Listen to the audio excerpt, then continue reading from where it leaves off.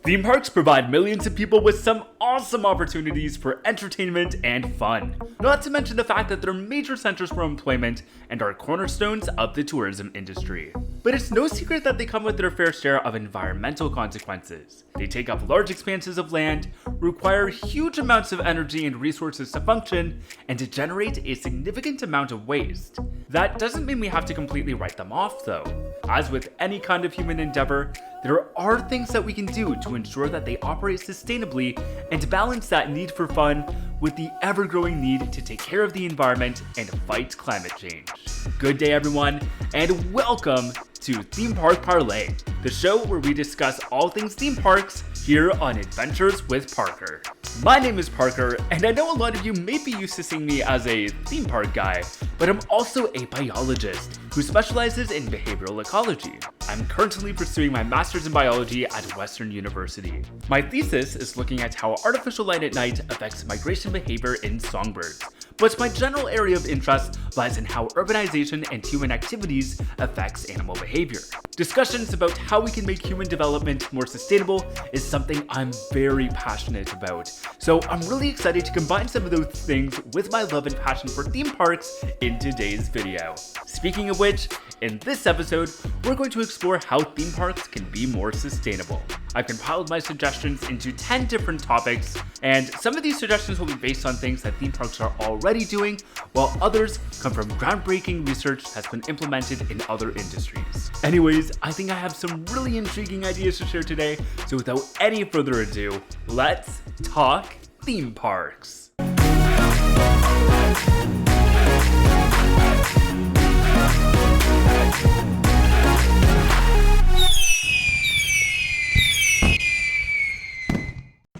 We're starting off with a big topic here, but my first area of suggestions for theme park sustainability will look at how to reduce the environmental impacts of surface parking lots. Theme parks are designed to handle a large volume of guests, and part of accommodating all those visitors is ensuring that parking lots have enough capacity for everyone. This usually manifests as huge surface parking lots that take up a lot of space on the park's property. In fact, when we look at the list of the top 10 largest parking lots in the world, 6 of them are for airports, and 3 of them are for theme parks. The largest parking lots in the world can be found at Alberta's West Edmonton Mall, which isn't a theme park on its own, but it is home to Galaxyland, World Water Park, and a number of other stores, restaurants, and themed experiences. So, case in point, theme park parking lots are freaking massive! And this is a problem. One of the biggest issues with parking lots is that they're heat islands. Heat islands occur when anthropogenic materials, such as concrete and asphalt, absorb excess amounts of heat in comparison to natural materials like soil and vegetation. This can cause temperatures in parking lots to increase by 2 to 3 degrees, and is a big reason why cities are often hotter than the natural areas surrounding them. Another problem is that they accumulate a lot of pollutants that leak from parked vehicles, such as gasoline, oils, and heavy metals, and the runoff of these pollutants often end up contaminating nearby waterways and soil systems. Larger parking lots also result in less room for green space and natural vegetation, so native plants and wildlife are left with disjointed habitats and less resources like food and shelter. So how can theme parks address these issues without sacrificing capacity? One solution is to build multi-level parking garages. A lot of destination theme parks already do this, like Universal Orlando and Disneyland, and it could be a viable option for some of the larger regional parks as well. Now, construction of these kinds of facilities isn't easy, nor is it cheap, but one big benefit is that they reduce the amount of area that the parking lot takes up, which helps alleviate some of the problems I just outlined. Being under a shaded structure also helps keep cars cool, which is a big benefit for guests. And keeping everything together means that guests don't need to walk long distances, and parks can avoid spending money and fuel to run trams.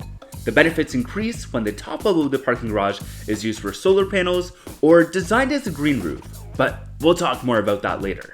But speaking of solar panels, this is another great option for parking lots. Six Flags Magic Mountain is already working on a project like this. They're partnering with Solar Optimum and DSD Renewables to install a 12.37 megawatt solar carport, and is one of the biggest renewable energy projects in the state of California. Solar panels are great because they're a renewable source of energy that harnesses the power of the sun in photovoltaic cells. Theme parks require a lot of power, but using renewable sources can greatly offset this impact, especially in areas where the local grid is dependent on fossil fuels. Magic Mountain reports that their solar project will cover 100% of its current energy demand. Installing solar panels over parking lots is smart, because it means you don't need to sacrifice additional land to install them, and they reduce the heat island effect by absorbing and storing energy from UV rays before they can be absorbed by the asphalt below. Now, no energy system is perfect or completely devoid of environmental impacts.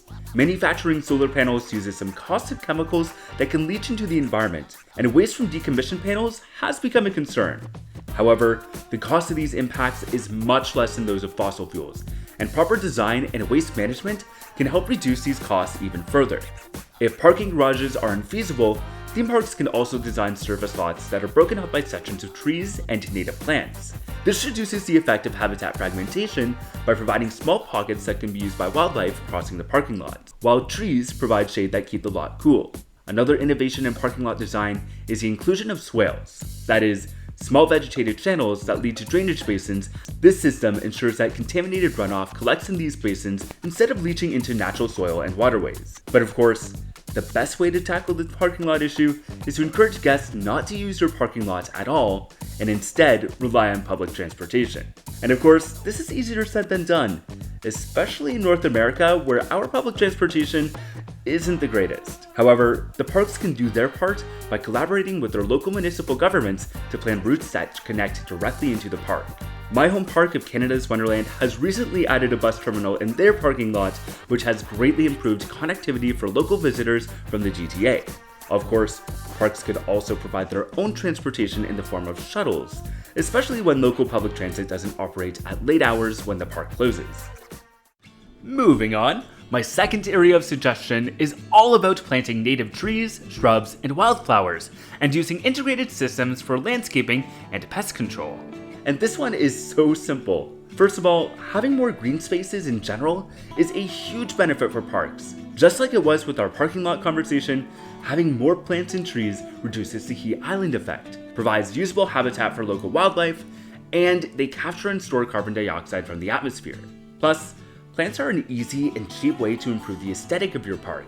I mean, come on, would you rather spend your day in a lush, beautiful forest or a great concrete hot plate?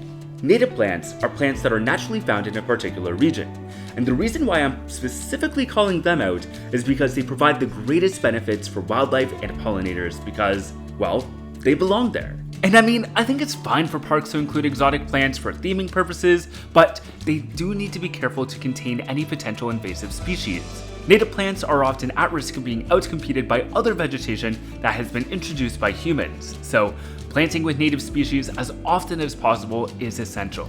If the parks wanted to take things a step further, they could even erect small signs around the park to educate guests about the significance of native species that can be found around their property. Aside from the ecological benefits, native plants also tend to be more resistant to drought and disease and require less maintenance overall. Speaking of maintenance, parks should also try to eliminate their reliance on pesticides by using natural and integrated pest control measures. For example, Busch Gardens Williamsburg uses ladybugs and other insects who are natural predators of pest species to keep those harmful populations under control.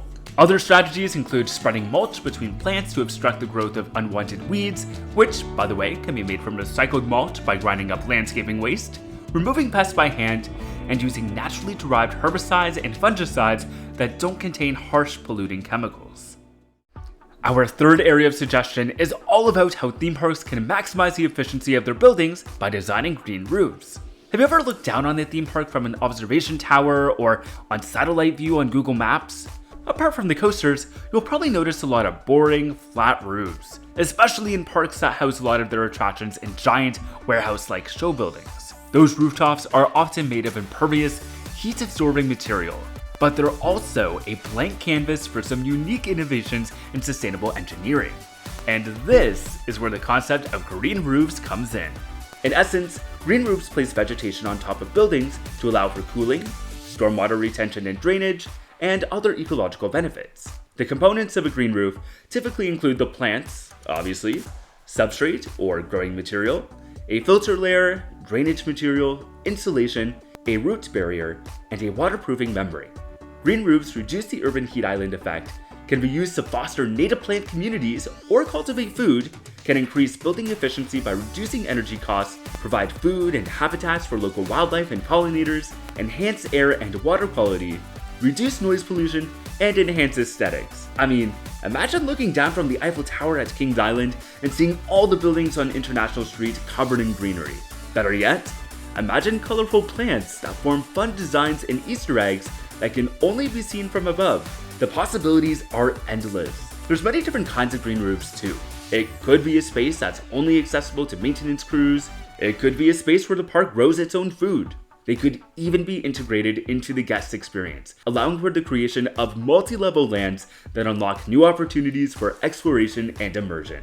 Alternatively, we could go back to our discussion on solar panels. A big concern facing the implementation of solar panels right now is that large solar farm facilities take away from lands that can be used for other purposes like agriculture and natural spaces. Placing these facilities on rooftops, on land that is already occupied by anthropogenic structures, certainly solves this issue, and again, allows the park to produce its own renewable source of energy. Small wind turbines could also be installed on rooftops where it's appropriate. A big problem with theme parks is that they produce a lot of waste, especially when it comes to food and single-use plastics. These next suggestions will try to tackle that. A few of the biggest factors contributing to food waste at theme parks include poor packaging, excessive ordering by guests, errors in inventory management, errors in food preparation, and food safety practices. A lot of these issues can be combated by simple adjustments in management, training, and planning. But another key solution lies in managing where food waste goes. When waste is sent to the landfill, it doesn't decompose the way it's supposed to because of a lack of oxygen. And this releases a lot of noxious greenhouse gases like methane. Composting, on the other hand, allows organic waste to be naturally broken down by microbes without releasing methane. Plus, you end up with organic matter that can be used to create organic fertilizers and regenerate soils. Most parks should be able to send their organic waste to a local composting facility, but they could also consider doing their own composting on site if space is available. Waste could also be sent to a refuse-derived fuel facility where waste is used to produce energy. A good practice that goes hand in hand with that is ensuring that waste is sorted properly. Different localities will have different practices for what kind of waste gets sorted into what stream, but parks should be doing their due diligence to ensure that this is done properly. And yes, there's a bit of an onus on the guests here to make sure that they're putting their waste where it belongs, but parks aren't completely off the hook. First of all, and this one is quite simple but surprisingly rare, provide the damn bins! And I don't just mean in restaurants. Anywhere you would normally place a trash bin should be replaced with a multi-stream bin. Another key component to this is how the bins are labeled. There's a lot of theory that's gone into how we can influence people to sort their waste correctly, but some good practices include listing what kind of items belong in what bin, and some signage that encourages guests to make responsible decisions. Of course, this isn't 100% foolproof, so there's always the option of sorting the trash yourself. By hiring and training an employee to sort guest trash, you're practically guaranteeing that there will be no sorting mistakes. The food court at my local mall actually does this. When you're done with your meal, you simply place your tray on the counter and someone will do the rest for you.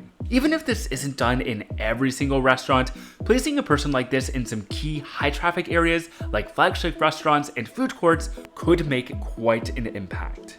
An awesome idea from Copenhagen's Tivoli Gardens is to use a deposit-based recycling system. When guests purchase beverages from around the park, they pay a 5 krone deposit for a cup, which is then returned when the cup is deposited into one of the recycling machines around the park. This system has allowed the park to avoid sending over 1 million disposable cups to the landfill every year. But as with any sustainability issue, the best solutions try to address the problem at the source. With that in mind, let's talk about single-use plastics. Plastic production is an environmentally taxing process, as it requires a lot of oil to produce and doesn't readily decompose. Single-use plastics are particularly vile because you go through all of that only to throw them away after one use, which not only results in a loss of resources, but leads to a buildup of plastics in the oceans, rivers, and soils. What's worse is that plastics often break down into small fragments called microplastics, which can accumulate in wildlife and be transferred up the food chain.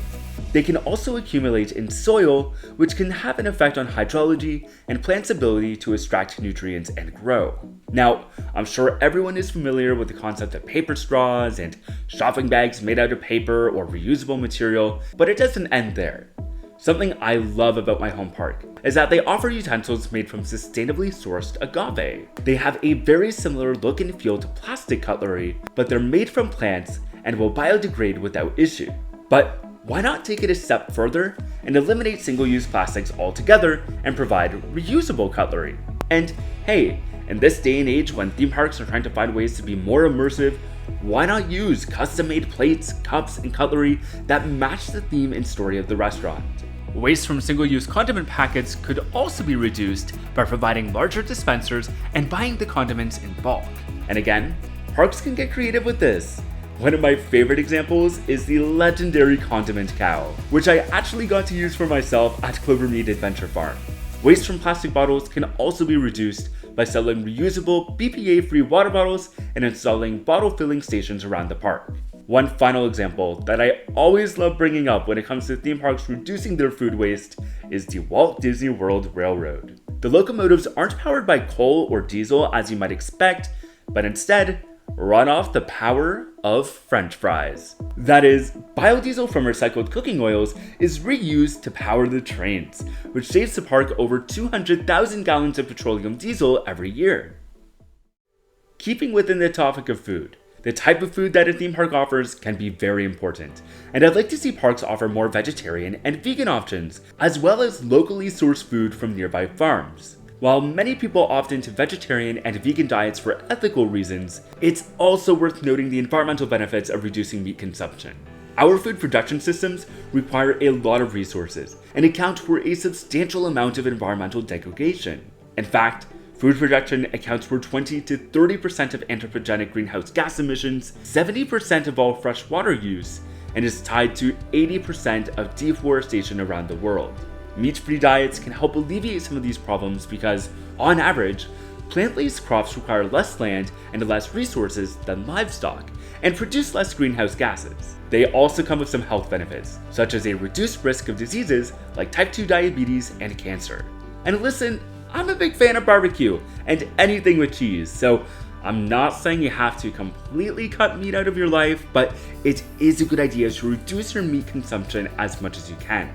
Except, that's a little hard to do at theme parks with limited options for vegetarians and next to nothing for vegans. Although I love trying vegan dishes when they're available, I'm fortunate enough that I don't need to rely on them.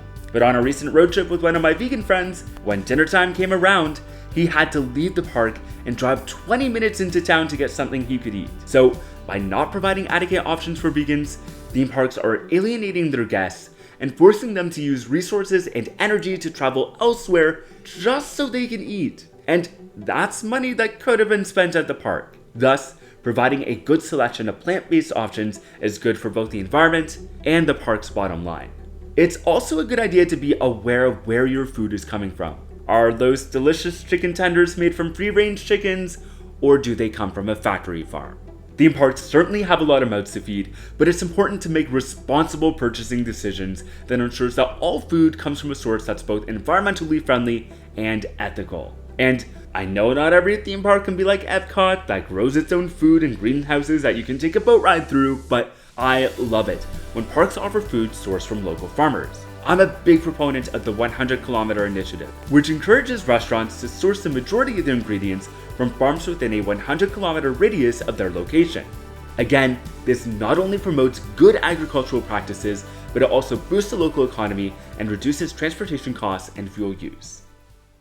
Let's go back to our conversation about waste, and how parks can reduce the amount of waste produced by going paperless. Of course, paper is better than plastic, but we don't want to rely too heavily on paper products either. Logging practices, especially those that use unsustainable methods like clear cutting, leads to habitat destruction and fragmentation, soil degradation, and the endangerment of native plant life. Trees also act as important carbon sinks, so it's more important than ever to preserve our forests. As we increase our reliance on paper products to tackle other issues, it's important to 1. Use sustainable logging practices, and 2. Reduce our use of paper where possible. On the guest-facing side, we see a lot of parks using e-tickets and digital passes that can be stored on your phone. By not printing out these tickets, which will only get used once before being thrown away, parks can prevent thousands of pounds of paper from being used unnecessarily every year. Likewise, parks are eliminating physical park maps in favor of digital maps that can be accessed on park apps. Now this one, perhaps selfishly, makes me a little sad, because I love collecting physical maps as a sort of free souvenir. But let's face it, most guests throw away these maps at the end of the day, and far too often, they don't even make it to the trash can. So we absolutely should be encouraging guests to use the online maps. However, I do still believe that paper maps should be made available upon request. Yes, for the nerdy enthusiasts, but more importantly, to be accessible for those who may not have access to a mobile phone while visiting the park. In everything we do, accessibility and sustainability should always go hand in hand. However, in these instances where the use of paper is unavoidable, recycled paper should be used.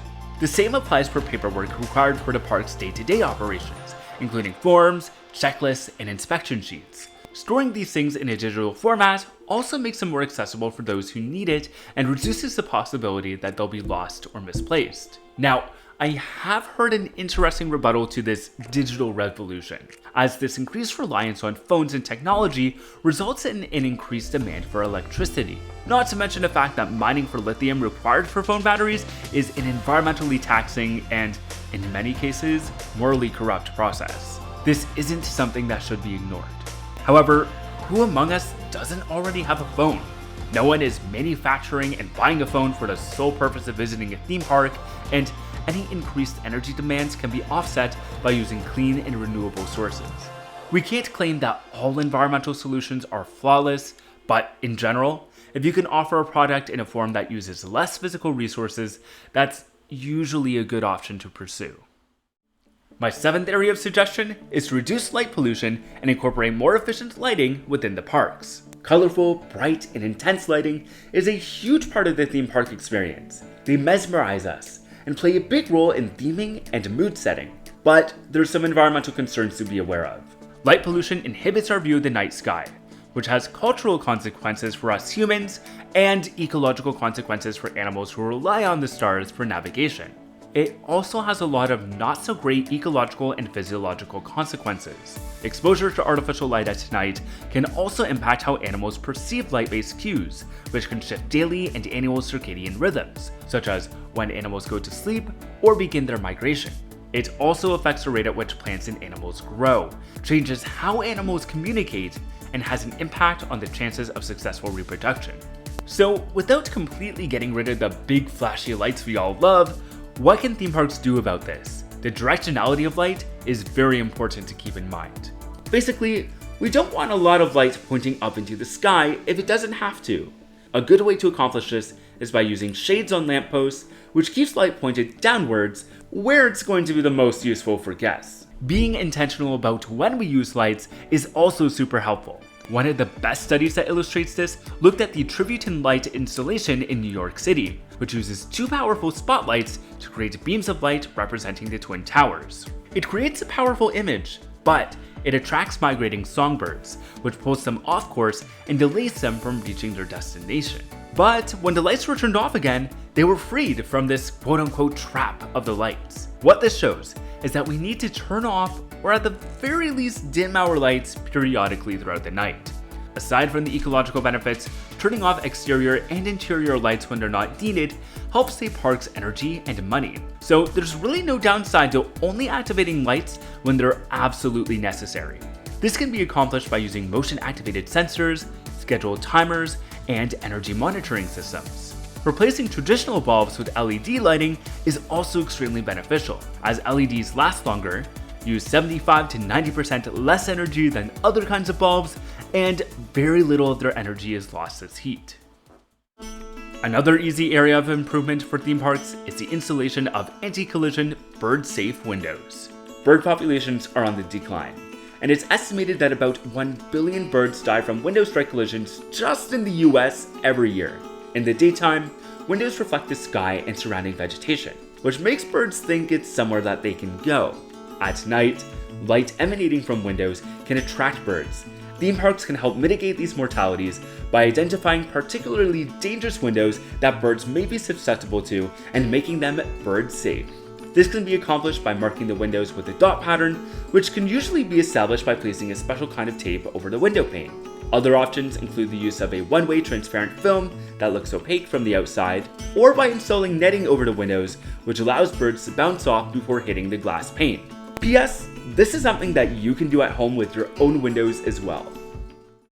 My ninth recommendation is fairly broad, but very straightforward. Always go with the most efficient and eco-friendly option. There's a lot that goes into running a theme park that guests may not think about while they're busy enjoying their day. Rides need to be maintained and kept in top shape. Washrooms and other high-touch surfaces need to be kept clean. Water, power, and sewer systems need to function efficiently. There are a myriad of things theme parks should keep in mind when approaching sustainability in their regular operations. Install low-flow faucets and dual-flush toilets to save water. Use cleaning products that are biodegradable. Use paints that are made without volatile organic compounds. Recycle water from HVAC and air conditioning units to water your plants. Use battery and electric-powered vehicles and devices instead of those that use gasoline or diesel.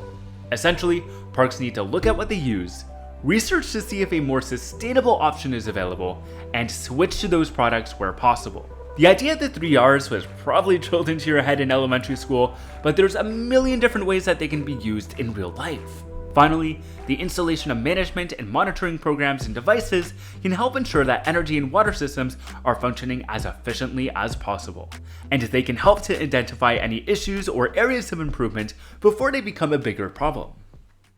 Well, we've come to our 10th and final area of improvement, and this one is all about partnering with local and environmentally conscious businesses and organizations. By this point, I think I've beaten you over the head with the notion that theme parks should reduce the amount of resources they use and use products made from sustainable materials using manufacturing processes that don't use a lot of water and energy. Great. When we talk about sustainability, we often get hung up on the environmental aspect, which is extremely important and deserves a lot of our attention. But we also have to remember that there are economic and social components to sustainability as well, and all three must be balanced to reach true sustainability. By collaborating with local businesses and artists, theme parks have a unique opportunity to do just that while establishing relationships that mutually benefit both parties. These partners get a loyal customer and a guaranteed income, and depending on the nature of the collaboration, a platform for recognition and visibility. The parks then get to offer products that are intriguing and unique and can't be found at any of their competitors. And when I say products, I'm not just talking about merchandise. That's part of it for sure, but I'm also talking about theming, artwork, shows and entertainment offerings, events and experiences. The possibilities are endless. But the bottom line here is that it boosts the local economy, fosters a sense of connection between the park and the local community, and, assuming these partners are doing everything else right in terms of sustainability, offers something that uses less resources and produces less waste. These vendors probably come with years of expertise that could be passed on to the parks, and the sharing and implementation of that knowledge can ensure that a sustainable community is accessible for all. Finally, parks should seek to join local programs and associations that assess sustainability. This can help keep them accountable to their promises, encourage them to strive to reach certain goals and certifications, and inspire them to discover new ideas that always keep them moving forwards to a brighter, greener, and more sustainable future. Attaining sustainability is no easy task. It's a big investment that takes dedication, creativity, and collaboration. But it's something that all individuals, industries, and organizations need to strive for. Climate change can be scary, depressing even. But the good news is that there is hope, and there's something that we can do about it. Now, a few things I want to address before we end this video. First of all, there's no such thing as a perfect sustainability solution, nor is there a solution that we can claim to be a one-size-fits-all band-aid. Each park has its own unique set of challenges, limitations, and needs, and parks need to be aware of these things and be able to modify some of these strategies to work for them. For example, some of the suggestions I presented in this video may not be feasible for a small family-owned theme park, especially those that require a little more money to implement. But what solutions are easy to implement? Is there something different that can be done to achieve similar benefits? On the other hand, put your money where your mouth is. So many companies are quick to talk about how they care about the environment, are fighting climate change, and achieving sustainability. So let's see it. Sustainability is not an easy task, but if it's really a priority, as it should be, you won't mind putting in a little extra investment. I also want to reiterate the point that sustainability is a multifaceted thing that also includes social and economic dimensions. Do you want to achieve true sustainability? Pay your employees a fair and equitable wage, host events, and collaborate in ways that bring the community together. Make your parks accessible and inclusive for all guests who may pass through your gates. Sustainability is not an easy task, but by working together, being creative, and actually making it a priority, we can create a future where our planet and everything in it can thrive, including the theme parks. I want to send a big thank you to everyone who collaborated with me on this project and shared their ideas with me, including Ryan Sanderson, Wonderland Weekly, Ty from Brothers of the Back Row, Bill McEwen, and Calgary Toad. Ryan actually sent me this big email about all of the things that Busch Gardens Williamsburg is doing for sustainability, and they are doing some amazing stuff over there. His list inspired a hefty rewrite of my original script, so extra special thank you to him. I also consulted a lot of online sources and scientific journal articles in the creation of this video. If you want to do some additional reading, I've included a link in the description of this video to the complete bibliography of my sources. If you enjoyed this video and want to see more theme park discussions, plus vlogs from all of my adventures from theme parks, attractions, and beyond, you might want to consider becoming a subscriber. What are your thoughts on my list? Do you have any other ideas that weren't mentioned in today's episode? I'd love to hear from you, so please drop any comments or questions that you may have. You can also reach out to me on social media. You can find me on Instagram, Threads, and Twitter at ADVParker, and on TikTok and Facebook at Adventures with Parker. As always, big shout out to my patrons for all of the extra support you give me. If you're interested in supporting the channel with a monthly donation for as little as a toonie a month, you can visit patreon.com/advparker to learn more. Once again, thank you so much for watching, and until next time, the adventures are calling. See ya!